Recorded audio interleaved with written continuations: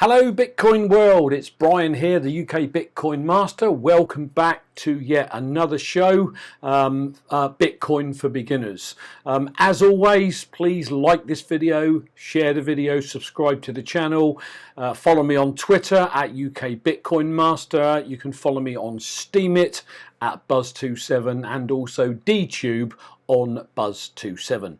Today is Monday the 18th of June 2018. I hope you all had a fantastic weekend. I know I did, but I want to get into my topic for today.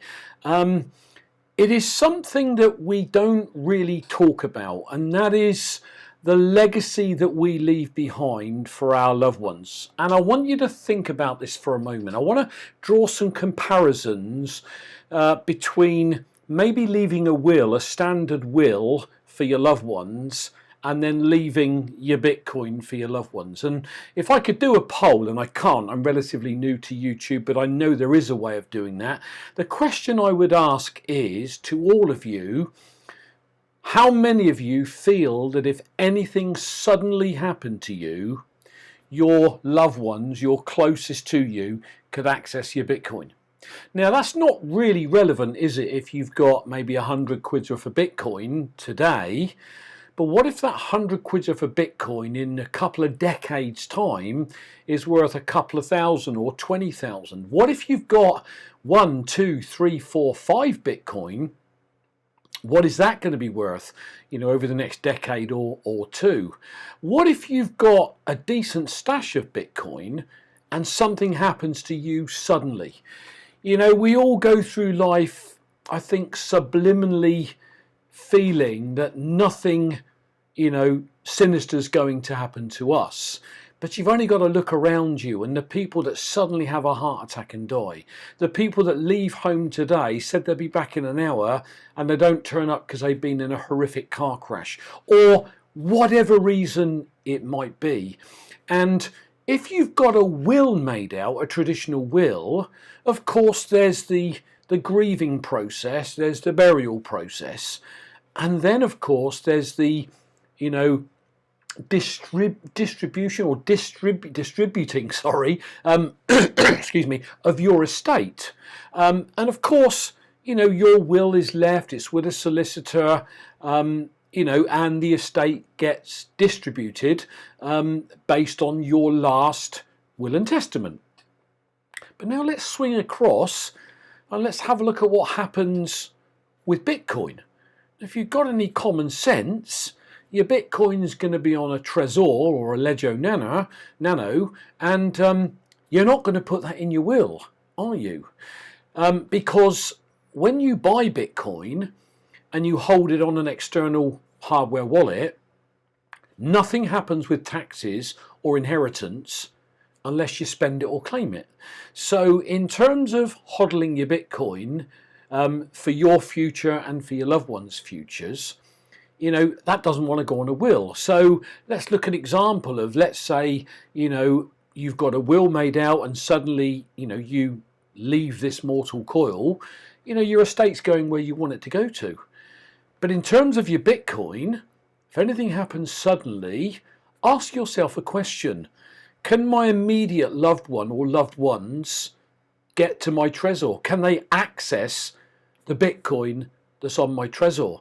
And 9 times out of 10, the answer is no.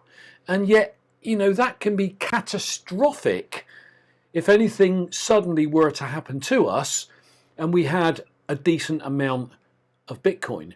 So, think about it. When you buy a Tresor, I cannot speak for Ledger Nano because I don't know anything about it. I've been very impressed with Tresor. I know about Tresor, but I can't speak for the Ledger Nano, but I would guess it's one and the same. Excuse me. With a Tresor, when you get your Tresor, when it arrives, and I encourage every one of you, no matter how much Bitcoin you've got, to go and buy a Tresor. Is £1,000 or dollars worth of Bitcoin worth 130 euros, 140 euros, 130 quid, 110 quid, whatever it is, on a hardware wallet? You know, would you want to lose £1,000 for 100 odd? And the answer is really no. So I'm doing all I can to encourage people to not leave their Bitcoin on exchanges because they can be hacked.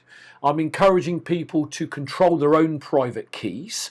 When I got into Bitcoin, I put all my Bitcoin on paper wallets, which are very, very safe as long as you don't have a fire or they get submerged in water or you lose them or whatever, and that obviously can happen. And then the challenge was when I got my Tresor, how the hell I get it off my paper wallets, which was a bit of a nightmare. So paper wallets are good, but they're not good if you want to move your Bitcoin really, really quickly and you don't know what you're doing. You can lose it. So a Tresor is fantastic because once you've got your Bitcoin on it, if we have any future forks or dividends as they're called, Tresor will split them for you. You don't have to worry. You don't have to worry about trying to get them off paper wallets like I have had to do, and you could lose, you know, your Bitcoin and your crypto dividends. So get them on a Tresor. So you buy your Tresor and it turns up.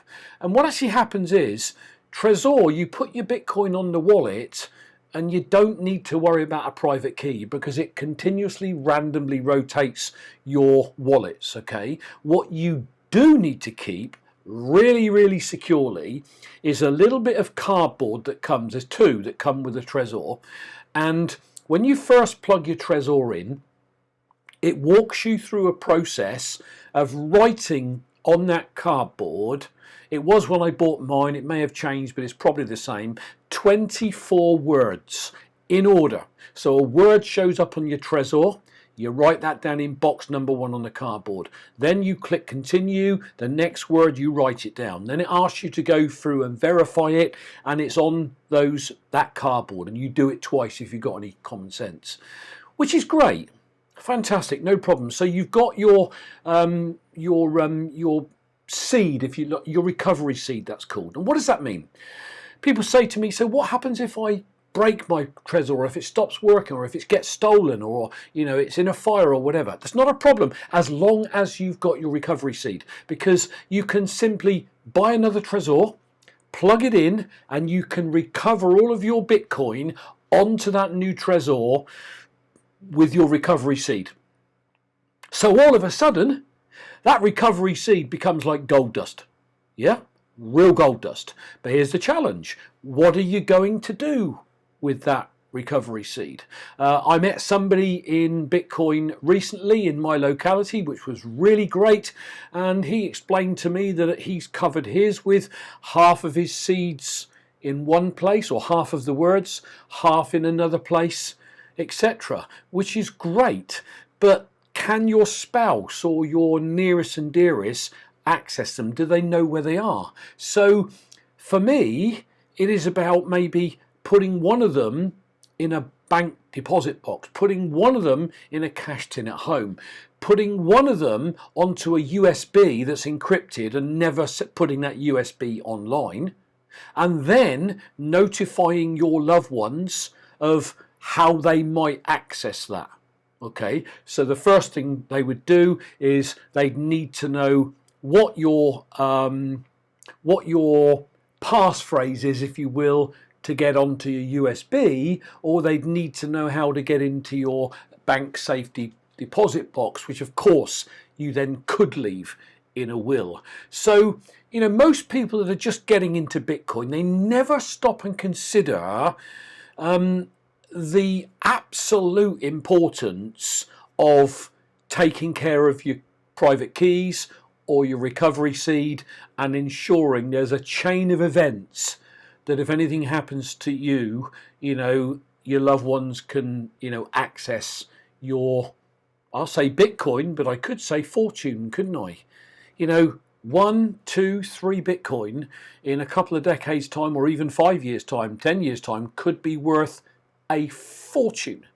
Why, if you're new and watching this video?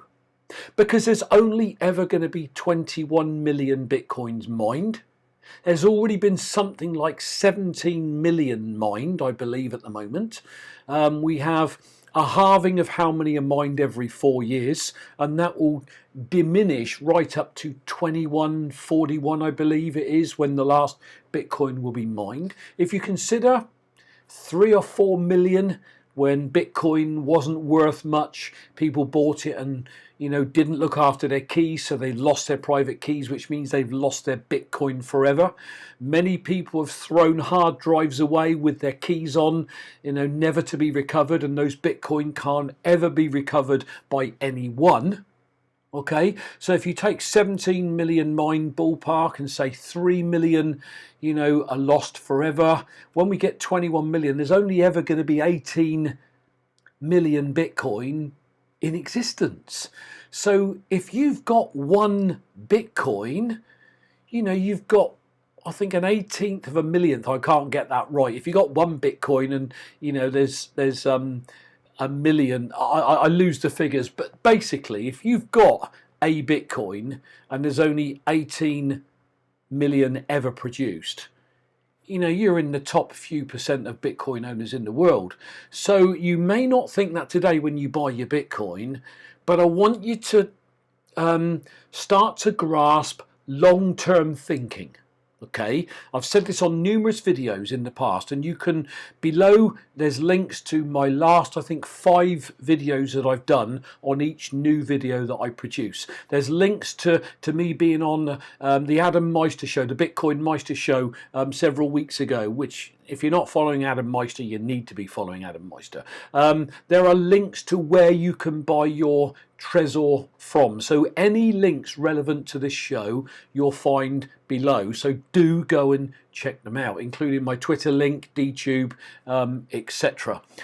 So what I'm saying on this video, guys, is please, in the early days of buying and owning Bitcoin, treat whatever you've bought as if it's worth millions in terms of how you protect it and how you potentially leave it for your loved ones, because absolutely none of us know whether we're here tomorrow or not. There's a saying, isn't there? Tomorrow is the day we were promised yesterday, and tomorrow never comes. Okay, so value your Bitcoin.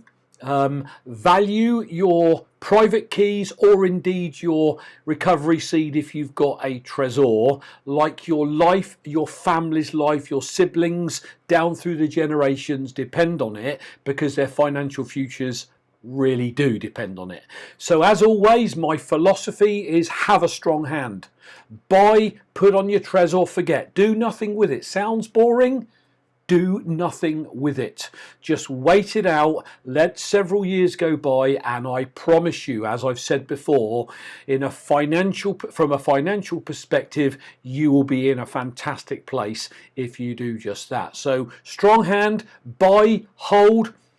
Delayed gratification. As your Bitcoin grows, the tendency is to go out and buy the new car or the house or the holiday or whatever. Don't do it. There's a saying that Adam uses, and I really love it, and I can't think what it is. It's offended at selling my Bitcoin. I would be totally and utterly offended if I had to sell any of my Bitcoin. I know 20 odd years ago I bought some gold and I got in a bit of a financial pickle and I had to sell it, and if I hadn't have sold that gold today, I'd have a pot worth over 11 million pounds sterling. But I sold it, so that's not happening with my Bitcoin. So depending on how you view long term, if I'm not here to enjoy it, my children and grandchildren will be. So value your wealth in Bitcoin, buy and hold, delay gratification, have that strong hand, stop looking at charts, don't worry if the Bitcoin goes up or down, because over the medium to long term it will go up, I promise you. That is our show for today, guys. Thanks again for being with me. As always, can I please encourage you all to hit the like button?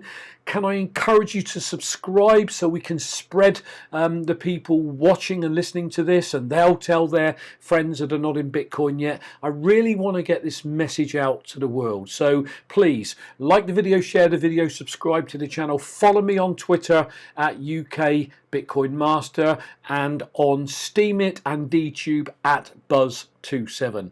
That is our show for today, guys. Have yourselves a fantastic week, and I'll catch up with you on the next show next Thursday. Have yourselves a great Bitcoin day.